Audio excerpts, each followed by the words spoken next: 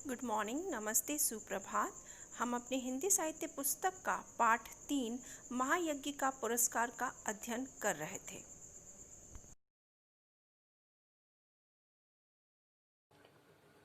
आगे देखते हैं। शाम तक तो वहां पत्थर बिल्कुल उठा भी नहीं था। अब यह अकस्मात कैसे उठ गया। सेठानी भौचक्की सी खड़ी रही।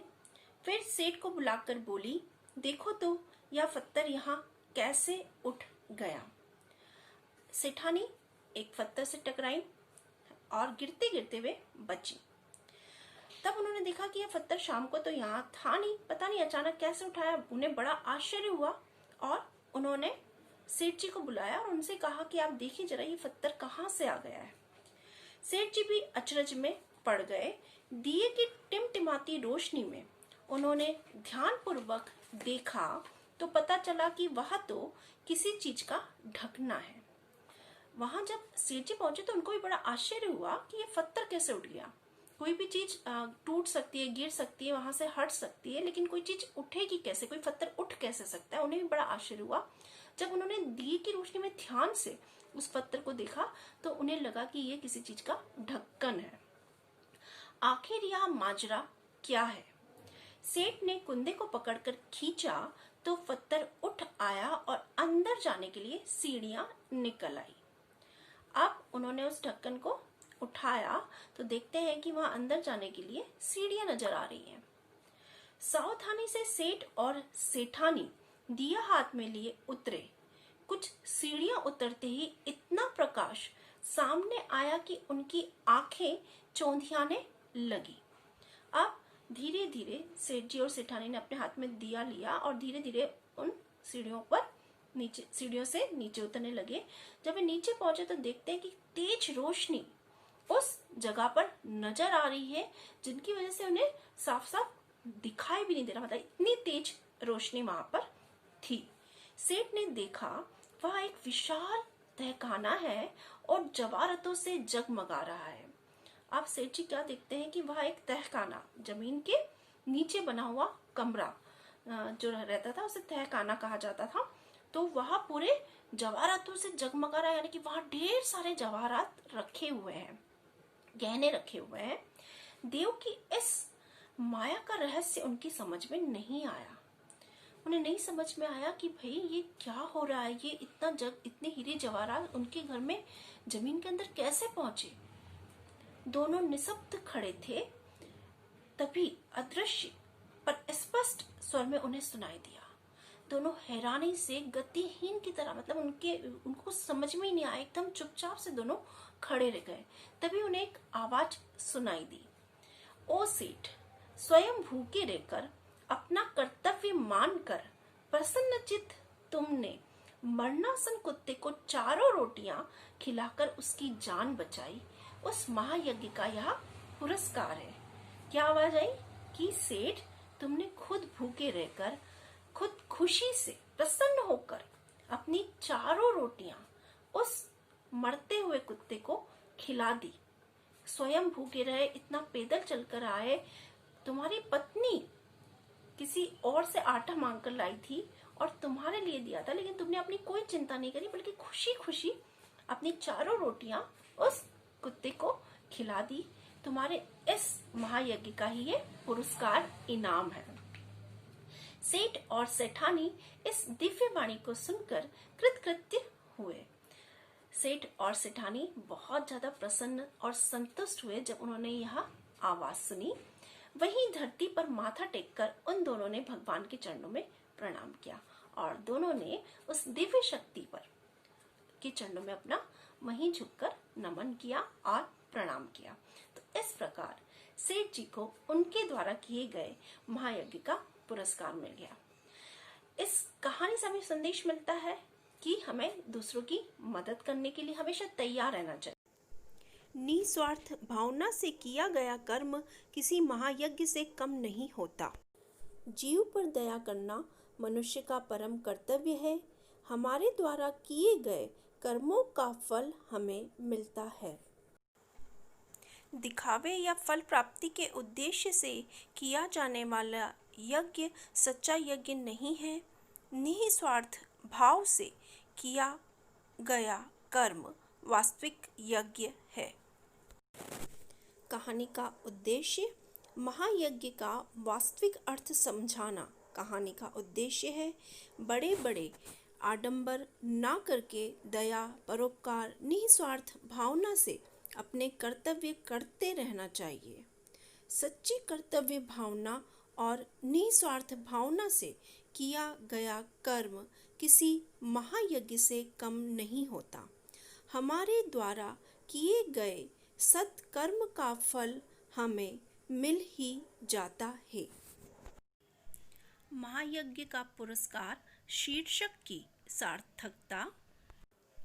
पूरी कहानी का केंद्र सेठ द्वारा किया महायज्ञ ही है। सेठ बहुत दयालु, विनम्र, परोपकारी स्वभाव के व्यक्ति हैं। अपने इसी स्वभाव के कारण वह स्वयं भूखे रहकर अपनी चारों रोटियां कुत्ते को खिला देते हैं। धन्ना सेठ और उनकी पत्नी सेठ के द्वारा किए गए इसी महायज्ञ को खरीदना चाहते हैं, पर सेठ इस कर्तव्य को बेचना उचित नहीं समझते और खाली हाथ ही लौट आते हैं।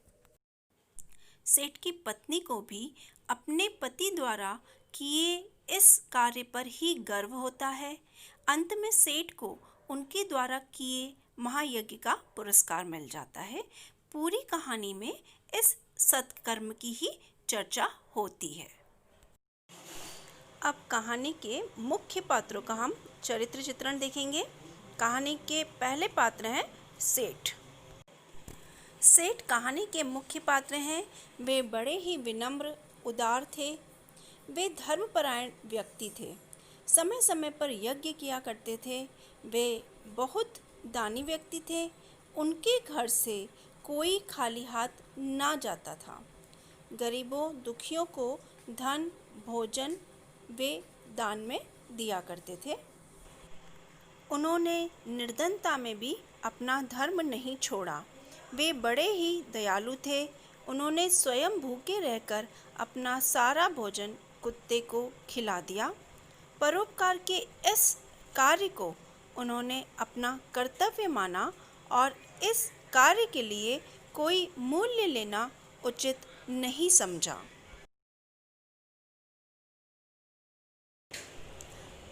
कहानी की अगली पात्र है सेठ जी की पत्नी।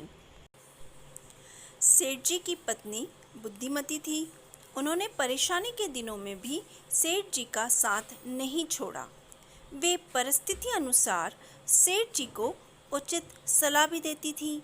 वे अपनी जिम्मेदारियों को अच्छे से निभाती थी। जब सेठ कुंदनपुर के लिए निकलने लगे तो सेठानी ने पड़ोसी से आटा मांगकर रास्ते के लिए रोटी बनाकर उनके साथ रख दी। सेठ के द्वारा महायज्ञ ना बेचने पर दुखी ना होते हुए गर्व महसूस किया। सेठ को धैर्य रखने और भगवान पर भरोसा रखने के लिए कहा। वे धैर्यवान, सहनशील, आस्थावान, कर्तव्यनिष्ठ, बुद्धिमती महिला थी। धन्ना सेठ की पत्नी। धन्ना सेठ की पत्नी बहुत विदुषी थी। उनके बारे में अफवाह थी कि वे तीनों लोगों की बात जान लेती थी। अपनी इस शक्ति से वे सेठ द्वारा किए परोपकार को जान जाती हैं। उनके अनुसार सच्चा यज्ञ वही है जो बिना स्वार्थ के किया जाए। वे सेठ के द्वारा किया महायज्ञ खरीदने की बात करती हैं। पाठ का सारांश। एक सेठ थे, बहुत विनम्र, उदार, शील, धर्मपरायण। उनके घर से कोई खाली हाथ नहीं जाता था। वे कई यज्ञ किया करते और यज्ञ उपरांत गरीब, दुखी लोगों को दान दिया करते थे। पर दिन फिरे और सेठ जी निर्धन हो गए।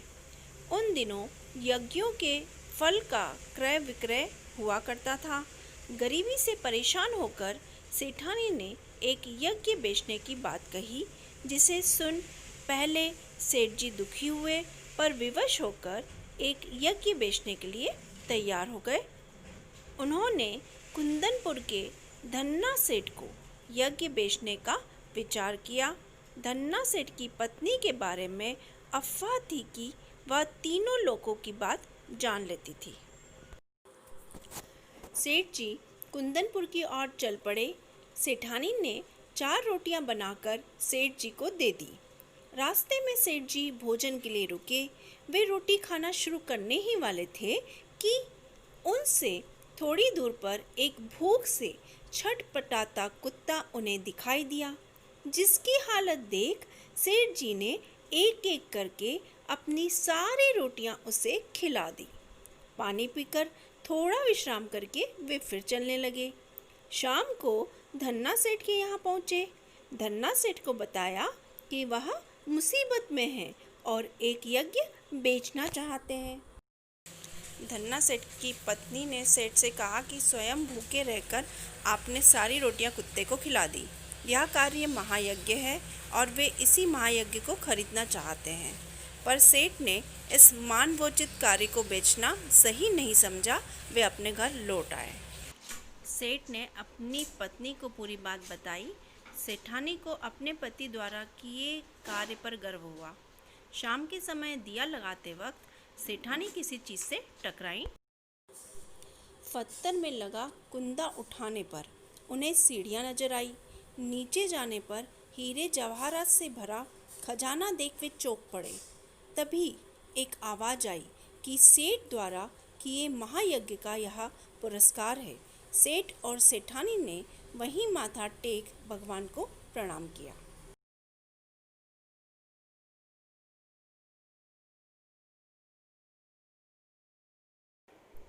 सेठानी कब व किस चीज से टकराई? सेठ जी ने दिए की रोशनी में क्या देखा? सीढ़ियों से नीचे पहुंचकर सेठ और सेठानी ने क्या देखा? सेठ को कौन से महायज्ञ का पुरस्कार मिला? सेठ को उनके द्वारा किए कार्य के लिए क्या पुरस्कार मिला?